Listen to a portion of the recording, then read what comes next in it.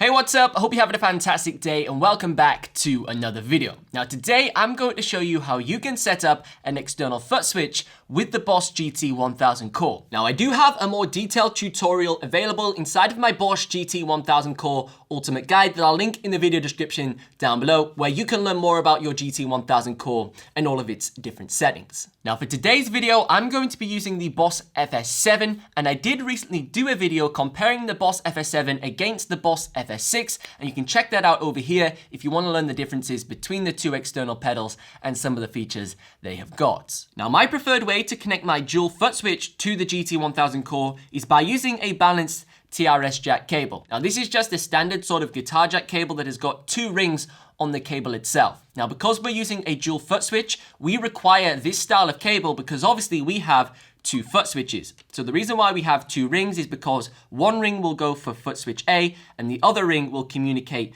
foot switch B, allowing us to separate the two signals. Now if you're just using a standard single foot switch, you do not need this fancy cable. You can just use the standard guitar jack cable because obviously you only have one foot switch, so you only need one ring on your cable. Now we have a few different options in how we can connect the external foot switch to the GT-1000 core. We can either use the connection on the back and use control pedal 2 and control pedal 3, or we can use the connection on the side for control pedal 4 or control pedal 5.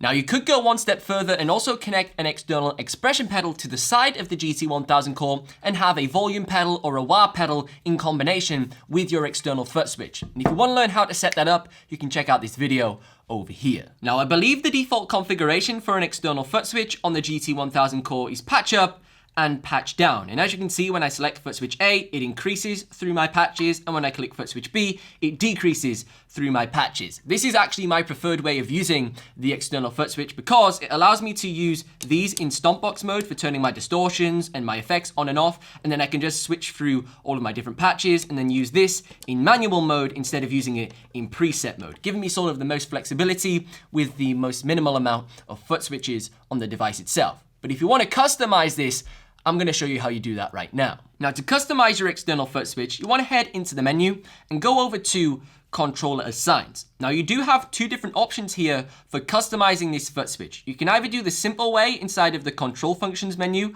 or you could go into the assign matrix in the assign settings and do a very comprehensive setup. You could map multiple commands to a single foot switch. So when you click foot switch A, it turns off multiple distortion pedals and multiple delay pedals off a single foot switch.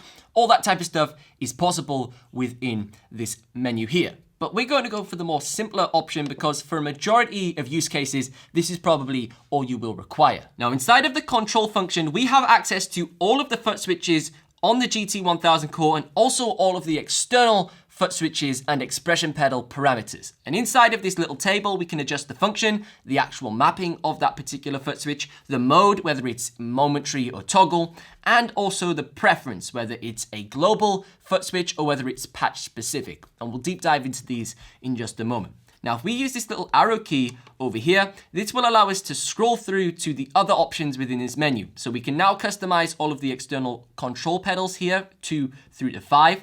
And we can also customize any expression pedals that we have connected to the device. Now, from this point, it's very easy to customize what your pedal's actually doing. You see this little select dial here? This allows you to scroll up and down within the menu. So this allows you to access the other boxes. But to choose each box individually, you just simply need to click enter on the box that you want to customize.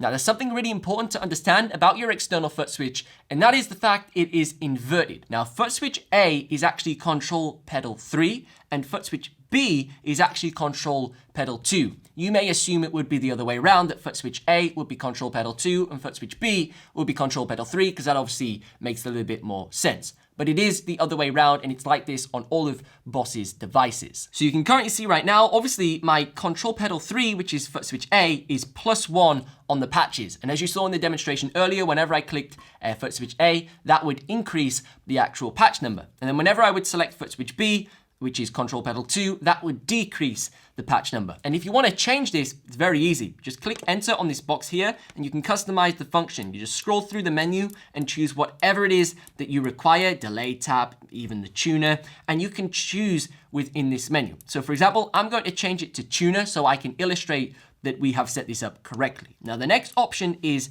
choosing the pedal mode, whether it's set to toggle or whether it is set to momentary. Now the difference between toggle and momentary is pretty simple. Toggle is like a light switch. You basically turn it on and it stays on, and then you click it again and it will turn off. And momentary is a press and hold command. So for the duration that you press the button in for, the tuner will be activated, and then as soon as you release the foot switch, the tuner will be deactivated. So whichever you sort of prefer and is more useful for what you are trying to set up. For a majority of things, you're probably just going to want to leave it to toggle because you want to maybe turn something on and then turn it off when you press it a second time. Now, if you're looking for some more detailed tutorials on your Bosch GT-1000 core, make sure you check out the link in the video description down below for my GT-1000 core ultimate guide. This is a full product guide that will take you through all of the different settings on your GT-1000 core, helping you get the most out of your new device.